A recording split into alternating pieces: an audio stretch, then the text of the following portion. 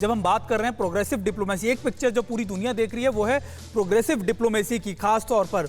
और अभी ये तस्वीर एक बार फिर हम आपको दिखा देते हैं कि प्रधानमंत्री मोदी की जो मुलाकात हुई है जो बाइडेन से, वो तस्वीरें आपको किस तरीके से दर्शा रही हैं। उनकी जो एक एनर्जी लेवल आप कह सकते हैं, या फिर आप कह सकते हैं कि जो उनकी बॉडी लैंग्वेज थी जो बाइडेन से मिलती उसी तरीके की है जो हमने ओबामा के साथ देखी थी, प्रेसिडेंट ओबामा के साथ, डोनाल्ड ट्रंप के साथ। और अभी वही आप कह सकते हैं, और वही जो आप कह सकते हैं बॉडी लैंग्वेज हमको दिख रही है। किस गर्मजोशी के साथ उन्होंने मुलाकात की और जो बाइडेन के साथ उनका जो एक तालमेल था वो बहुत अच्छा दिखा। खासतौर पर इससे पहले वो कमला हैरिस से भी मुलाकात की थी, उनको इनवाइट किया था। तो ये एक बड़ा कह सकते हैं कि एक बड़ी पिक्चर से लार्जर पिक्चर है, खासतौर पर इंटरनेशनल डिप्लोमेसी को लेकर। विष्णु सर का रुख मैं कर लेता हूं, विष्णु सर भी हमारे साथ जुड़े हुए। विष्णु सर, अभी एक तस्वीर जो मैंने आपको दिखाई वो था किस तरीके से एक प्रोग्रेसिव डिप्लोमेसी चल रही है कई देशों के बीच में। एक डिप्लोमेसी जिसको लेकर पूरी दुनिया टेंशन में है या फिर दुनिया के लिए चिंता का सबब बना हुआ, वो है टेररिस्ट डिप्लोमेसी। आप उसको इसलिए इस तरीके से भी कह सकते हैं कि अफगानिस्तान में जो चीजें हो रही हैं उसके पीछे जो डिप्लोमेटिक रिलेशंस बन रहे हैं, खासतौर पे चीन के, पाकिस्तान के, टर्की के, ईरान के, वो भी एक चिंता का विषय है। और वो दुनिया को कहीं ना कहीं ये कह सकते हैं कि एक डार्क जोन में लेकर जा रही है। देखिए, दुनिया के लिए संकट है, दुनिया के लिए चैलेंज है, क्योंकि जैसे हम पहले बात कर रहे थे, टेररिज्म एक आग है जो कि फैलती है, इसकी कोई सीमा नहीं है। पर यह भी है कि भारत का देख लीजिए, 40 साल से हम जो पाकिस्तान से जो टेररिज्म उपजता है, क्रॉस बॉर्डर टेररिज्म, हम 40 साल से जूझ रहे हैं। हमारी क्षमताएं बढ़ रही हैं, दुनिया भर में इंटेलिजेंस शेयरिंग हो रही है। जो डर्टी मनी है, नार्को मनी, ड्रग मनी, उस पर बंदिशें लगाई जा रही हैं और दुनिया चौकन्नी हो रही है। अब क्या कारण है कि कमला हैरिस ने खुद ब खुद कहा कि पाकिस्तान टेररिस्ट को पनाह देता है? क्यों कहा? मैंने अपने कार्यकाल में कभी नहीं सुना कि अमेरिका के उपराष्ट्रपति या राष्ट्रपति ने सीधे तौर पे पाकिस्तान के बारे में कहा हो। हिलरी क्लिंटन ने तो पहले भी कहा था कि पाकिस्तान अपने बगीचे में, अपने पिछवाड़े में सांप पाल रहा है। तो ये जो टेररिज्म है बिल्कुल है, पर इसका समाधान होगा, क्योंकि जब पानी सिर के ऊपर से गुजर जाता है तो उसका रिएक्शन होता है। हम एक हमारे पड़ोसी होने के नाते हम अभी भी चाहते हैं, मानते हैं कि ये लोग ना करें ये, क्योंकि इनके हित में नहीं है। पर अगर ये नहीं करेंगे, करते रहेंगे तो अंजाम होगा और वो अच्छा नहीं होगा। आरिफ साहब, जिस तरीके से आपकी तरफ जाऊंगा, क्योंकि जिस तरीके से विष्णु साहब कह रहे थे कि ये पानी सर से ऊपर उतर गया है, पानी सर से ऊपर चला गया है और ये आप ही के हित में नहीं होगा एक नॉर्मल वे के अंदर, क्योंकि मैं इंडिया पाकिस्तान नहीं करता, आपसे एक ह्यूमन एंगल पे पूछना चाहता, आपको नहीं लगता कि ये दहशतगर्दी या फिर जो चीज़ें बदल रही हैं खासतौर पे अफगानिस्तान में, या फिर जिस तरीके से ISIS खुरासान के अटैक बढ़ गए तालिबान के ऊपर भी और पाकिस्तान के इलाकों की तरफ भी, क्या आपको नहीं लगता कि ये आपके लिए भी एक मेजर कंसर्न बनेगा आने वाले वक्त में?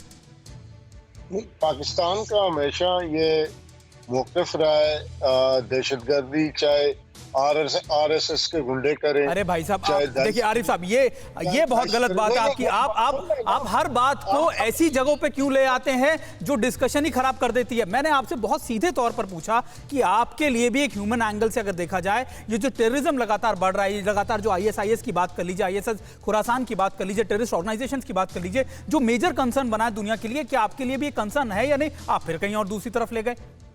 बहुत मेजर कंसर्न है। TTP को जो इंडिया हेल्प कर रहे हैं, जो बलूचिस्तान लिबरेशन आर्मी को कर रहा है, जो दाइश को इंडिया कर रहा है, तो हमें आपके साथ सबसे बड़ी प्रॉब्लम यही है। तभी कहते हैं कि ना FATF के अभी तक आपको क्लियर नहीं किया है, यही सबसे बड़ा। दुनिया की सारी ऑर्गेनाइजेशंस आपका नाम लेती है लगातार। कमला हैरिस ने भी सो मोटो लेते हुए आप ही का जिक्र किया, और जिस तरीके से विष्णु सर बता रहे थे, कोई भी नेता हो वो तो आपका जिक्र जरूर करता है आतंकवाद को लेकर। आपको इसको लेकर बिल्कुल भी कहते हैं कि आपको बिल्कुल इसको लेकर आत्मगिलानी नहीं होती कि भाई कभी तो सोच लीजिए, अपने लोगों के लिए सोच लीजिए, हमारे लिए मत सोचिए, अपने लोगों के लिए तो सोच लीजिए।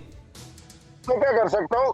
RSS एक हकीकत है, आरएसएस आप तो आरएसएस, आपको पता भी है जिस ऑर्गेनाइजेशन की आप बात कर रहे हैं, नहीं मेरी बात भी सुन लीजिए, जिस ऑर्गेनाइजेशन की आप बात कर रहे हैं वो भारत में कितने जो अब त्रासदी होती है, कितने ह्यूमैनिटेरियन काम वो करती है, आप किससे तुलना कर रहे हैं? मतलब आप कहते हैं कि कबूतर आंख बंद करके बैठा है, सामने से मौत आ रही है, उसको दिखाई नहीं दे रहा, आप उसी तरीके की बातें कर रहे हैं। आपके घर के, आपके दरवाजों पे खड़ा हुआ है लगातार आतंकवाद, आपके इलाकों में पनप रहा है आतंकवाद, और आप बात कर रहे हैं आरएसएस। क्या है आरिफ साहब, मतलब सच में तो आप लोग नहीं सच सुनना चाहते कि बलूचिस्तान लिबरेशन आर्मी को इंडिया पार रहा है, इंडिया की सपोर्ट है, टीटीपी को इंडिया की सपोर्ट है, दाइश को इंडिया की सपोर्ट है, और उसके बाद जो कुछ इंडिया बाकी दुनिया के साथ करे सारी दुनिया को पता है, हम क्या कर सकते हैं। अच्छा आरिफ साहब, देखिए मैं बहुत देर से सुन रहा हूँ आपको, मुझे एक चीज का जवाब दीजिए। एक सवाल बस पूछता हूँ आपको, तालिबान इतना अच्छा है तो आपने मान्यता क्यों नहीं दी उसको?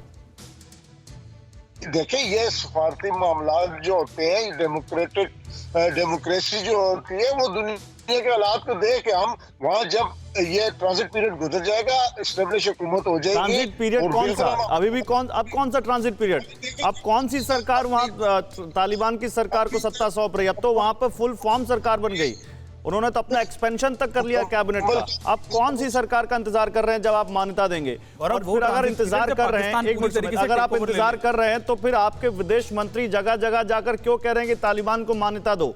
शाह महमूद कुरैशी ने ब्लिंकन के साथ मुलाकात में क्यों बोला कि आपको अफगानिस्तान से मुंह नहीं फेरना चाहिए? कौन से ट्रांजिशन पीरियड की बात करते हैं? क्यों झूठ बोलते हैं दुनिया के सामने? आप मान्यता दीजिए सबसे पहले।